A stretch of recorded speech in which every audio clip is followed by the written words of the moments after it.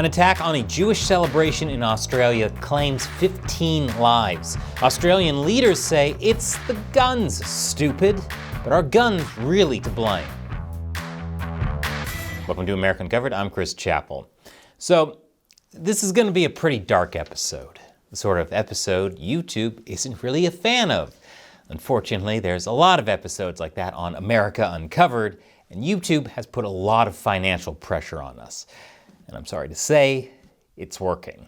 I've had to reduce the number of America Uncovered episodes I make each week from 3 down to 2 because I just can't afford it. But you can help. Subscribe to my website, americauncovered.tv. With your support, I might be able to bring it back. Once again, that's americauncovered.tv. Link is below. And now that I've killed enough time, hopefully the content moderation bots have lost interest and I can get on with the episode.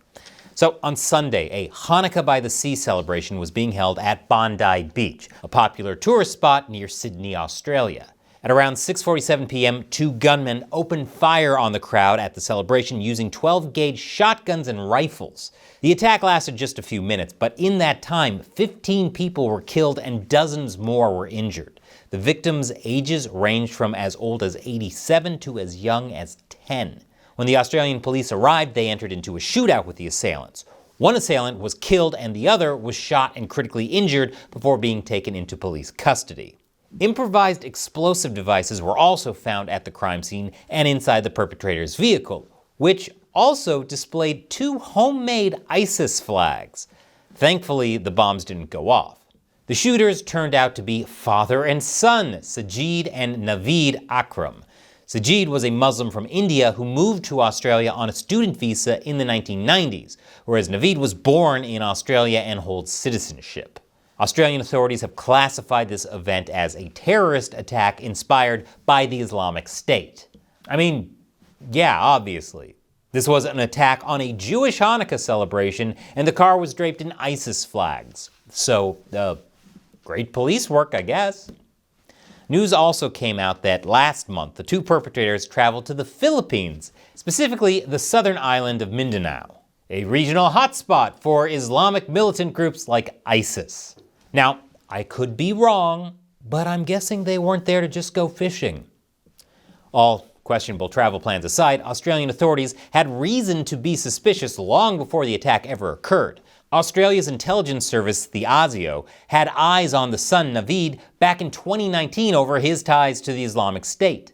Naveed was closely linked to Isaac el-Matari, a self-declared leader of an Australian ISIS cell, who was arrested that year for planning an Islamic State insurgency in the country.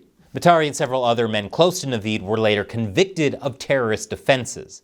Naveed was put under investigation for 6 months, but the authorities concluded that he posed no ongoing threat. Well, that assessment aged badly. But what about his father, Sajid, who owned the guns used in the attacks? Well, as far as we know, Sajid didn't have a criminal record and was never investigated prior to this attack.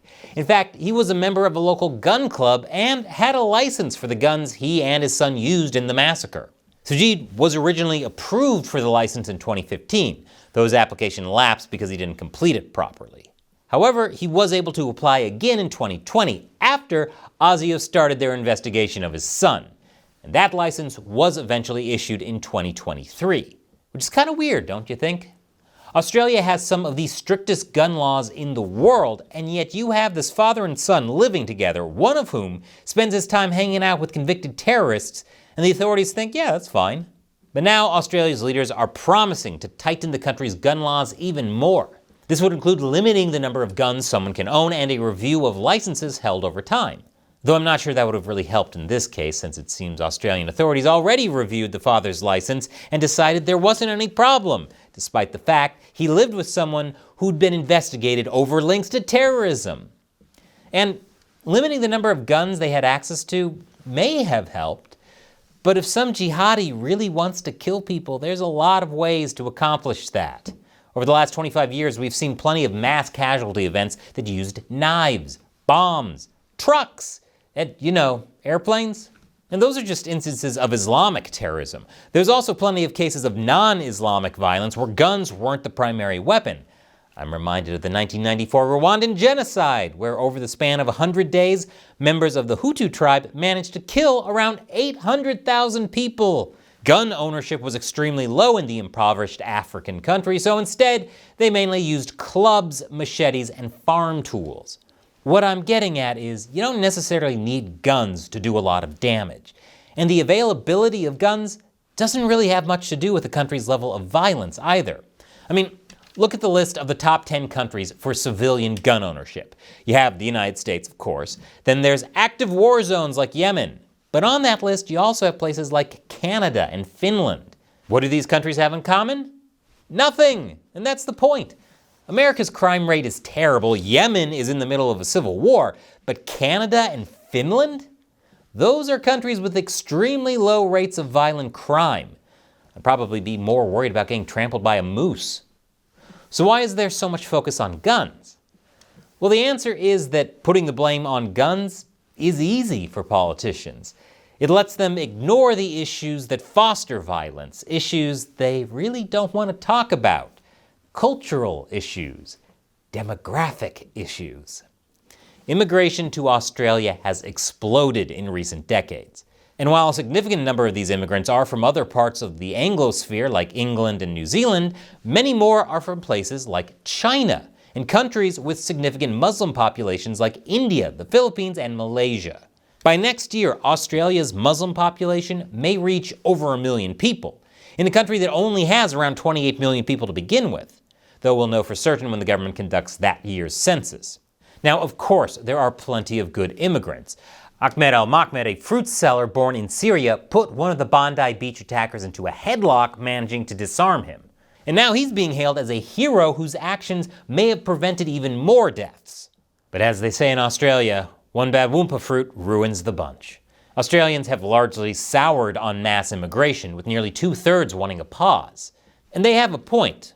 Too many people coming in too quickly without time to properly assimilate creates little ethno-religious enclaves where the ideas that inspire these attacks can fester. Though, good luck getting left-wing governments like Australia to listen.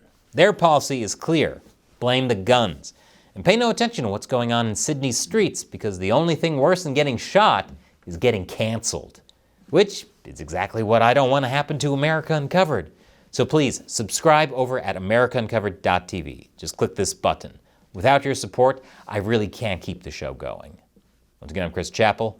Thank you for watching America Uncovered.